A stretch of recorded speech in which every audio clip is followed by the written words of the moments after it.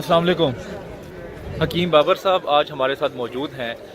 हज़रत इमाम बुखारी साहब का जो रोज़ा है आज हम यहाँ पे हाज़िरी दे रहे हैं और हकीम बाबर साहब के पास बड़ी खूबसूरत इन्फॉर्मेशन है हमारे साथ शेयर करने के लिए। हकीम साहब बताइएगा इमाम बुखारी साहब के बारे में, जो इनका मिज़ाज जो खो गया था इसके बारे में बताइएगा। जी अस्सलाम वालेकुम।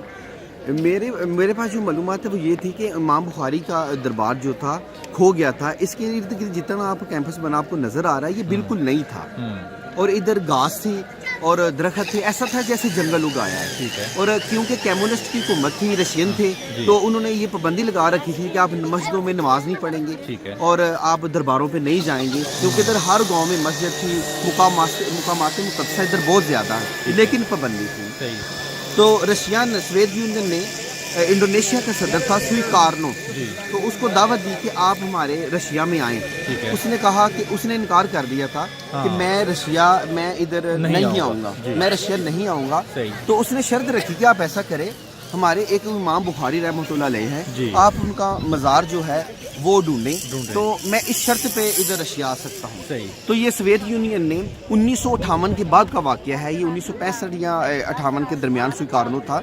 तो इन्होंने ये बाकायदा इन्होंने मज़ार ढूंढ के उनको बताया। उसके बाद ये सारी जंगल की ये सारी घास कटाई की, इसका कोई हाल नहीं था, कोई पुरसानी हाल नहीं था। बड़ा उम्मत मुस्लिमा का एहसान है उन पे जो उन्होंने रोज़ा इमाम बुखारी का जो उन्होंने इनसे खोज करवाई थी। बहुत बड़ा काम किया स्वीकारनो ने और ये कमाल कर दिया उस वक्त में कि उन्होंने कहा कि मैं आऊँगा शरत पे पहले इमाम बुखारी। ये मोहब्बत थी मुसलमानों की। और रशिया को पता था कि इंडोनेशिया उस वक्त भी 100% मुसलमान थे। तो उस स्वीकारनो फिर इधर आया, इधर नफल पड़े और बड़ा गुरगुराया, बहुत रोया। क्यों कि इधर उनकी हुकूमत नहीं थी, कम्युनिस्ट थे सारे।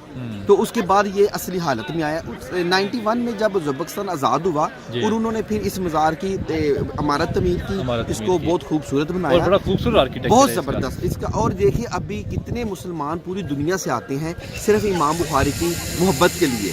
और पाकिस्तान में जितने दोस्त ये वीडियो देखेंगे अपने दोस्तों को शेयर करेंगे। तो अगर बतौर मुसलमान आप दुनिया घूमते हैं, लेकिन आप अपने मुसलमानों की हिस्ट्री के लिए एक दफ़ा बुखारा ज़रूर आए, समरकंद ज़रूर आए। हम समरकंद में हैं, देखेंगे ये मज़ार समरकंद में ही आए और आप हैरान रह जाएंगे कि आपको पूरी दुनिया में इतना मज़ा नहीं आएगा जितना इधर है।